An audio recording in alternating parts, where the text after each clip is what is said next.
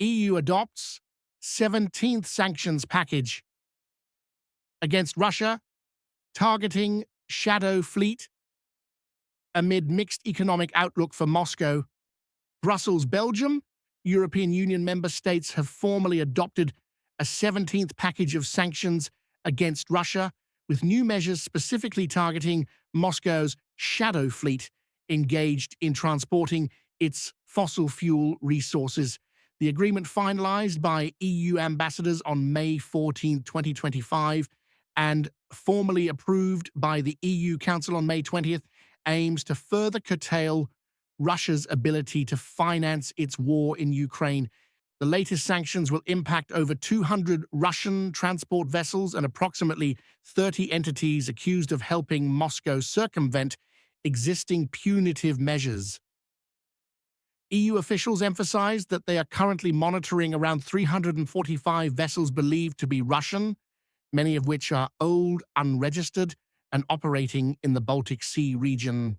Kaja, Kallas, the EU's High Representative for Foreign Affairs and Security Policy, stated that the new restrictive measures are designed to counter threats and protect human rights. She added, the EU is preparing additional sanctions against Russia, emphasizing that the longer the war lasts, the stronger our response will be. EU officials affirmed that these measures are part of a continuous response to Russia's ongoing military actions in Ukraine. Since the conflict began, the European Union has implemented 17 rounds of sanctions targeting various sectors of the Russian economy, from energy exports to finance and investment. These measures have reportedly affected over 2,400 individuals and organizations. However, some experts suggest that the extensive sanctions have not yet achieved the results anticipated by Europe. Meanwhile, Russia has projected an image of economic resilience. According to Moscow, its gross domestic product, GDP, grew by 4.1% in 2023 and is reported to have increased by 4.3% in 2024.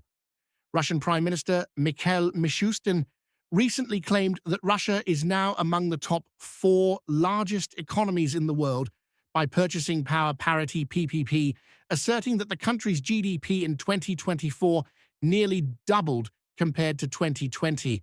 Despite these claims, analysts suggest that Russia's growth momentum may be weakening, with signs of economic strain emerging.